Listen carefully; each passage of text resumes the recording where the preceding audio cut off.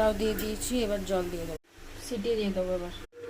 তো দেখো আমার খিচুড়ি গরম গরম রেডি। এর মধ্যে কাজু কিশমিশ লাস্টে ভেজে দিয়েছিলাম উপর থেকে, আর ধনে পাতা, বেশ আর কিছু নেই না, যা তোমাদেরকে দেখেছি তাই, আর পরিমাণ মতো লবণ।